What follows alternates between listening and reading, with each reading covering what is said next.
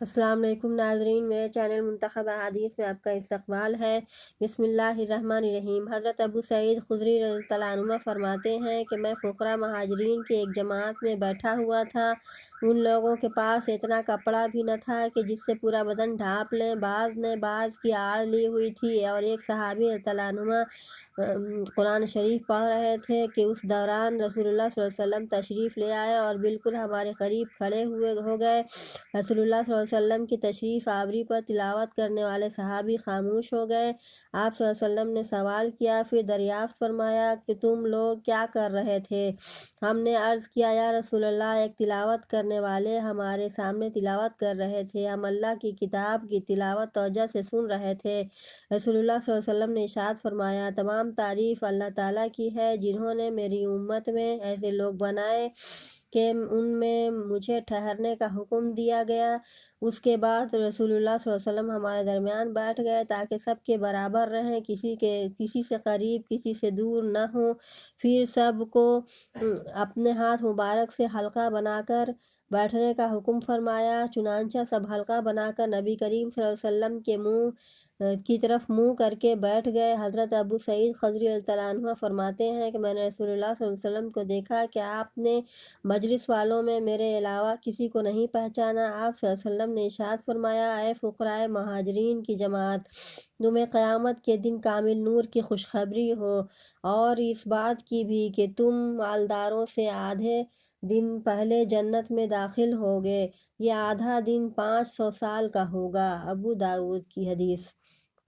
بسم اللہ الرحمن الرحیم۔ حضرت سعد بن ابی وقاص رضی اللہ عنہ فرماتے ہیں کہ میں نے رسول اللہ صلی اللہ علیہ وسلم کو یہ ارشاد فرماتے ہوئے سنا، یہ قرآن کریم فکر و بے قراری پیدا کرنے کے لیے نازل ہوا ہے۔ جب تم اسے پڑھو تو رویا کرو، اگر رونا نہ آئے تو رونے والوں جیسی شکل بنا لو، اور قرآن شریف کو اچھی آواز سے پڑھو، کیونکہ جو شخص اسے اچھی آواز سے نہ پڑھے وہ ہم میں سے نہیں، یعنی ہماری کامل اتباع کرنے والوں میں سے نہیں۔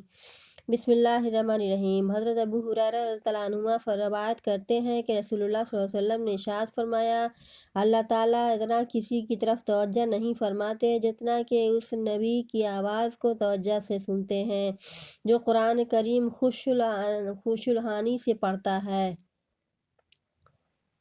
مسلم کی حدیث۔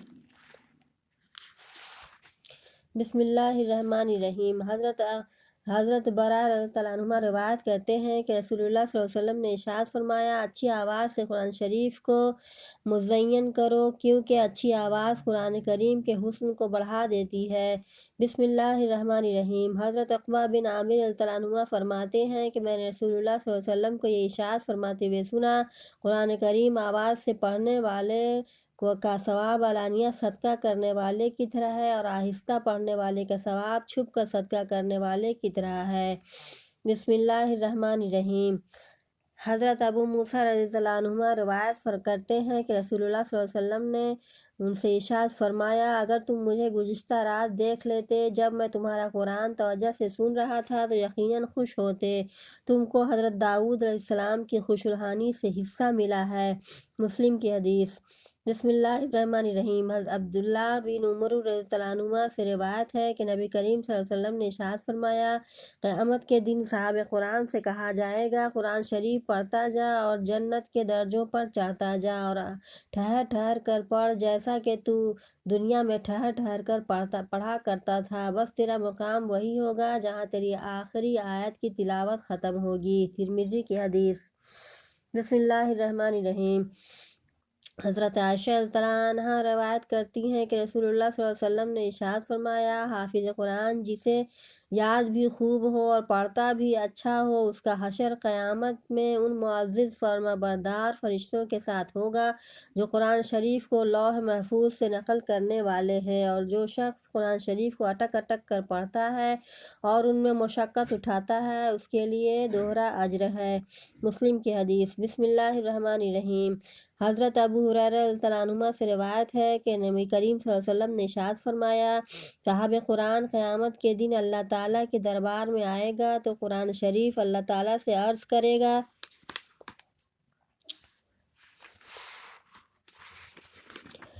اس کو جوڑا عطا فرمائے، اللہ تعالیٰ کی طرف سے اس کو کرامت کا تاج پہنایا جائے گا۔ پھر وہ درخواست کرے گا اے میرے رب اور پہنائیے، تو اللہ تعالیٰ کی طرف سے اکرام کا پورا جوڑا پہنایا جائے گا۔ پھر وہ درخواست کرے گا اے میرے رب اس شخص سے راضی ہو جائیے، تو اللہ تعالیٰ اس سے راضی ہو جائیں گے۔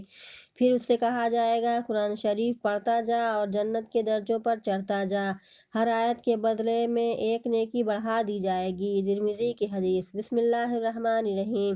حضرت بریدہ رضی اللہ عنہ فرماتے ہیں کہ میں نے رسول اللہ صلی اللہ علیہ وسلم کو یہ ارشاد فرماتے ہوئے سنا، قیامت کے دن جس وقت قرآن والا اپنی قبر سے نکلے گا تو قرآن اس سے اس حالت میں ملے گا جیسے کمزوری کی وجہ سے رنگ بدلا ہوا آدمی ہو، اور صاحب قرآن سے پوچھے گا کیا تم مجھے پہچانتے ہو؟ وہ کہے گا میں تمہیں نہیں پہچانتا۔ قرآن دوبارہ پوچھے گا کیا تم مجھے پہچانتے ہو؟ وہ کہے گا میں تمہیں نہیں پہچانتا۔ قرآن کہے گا میں تمہارا ساتھی قرآن ہوں جس نے تمہیں سخت گرمی کی دوپہر میں پیاسا رکھا ہوا اور رات کو جگایا، یعنی قرآن کے حکم پر عمل کی وجہ سے تم نے دن میں روزہ رکھا اور رات میں قرآن کی تلاوت کی۔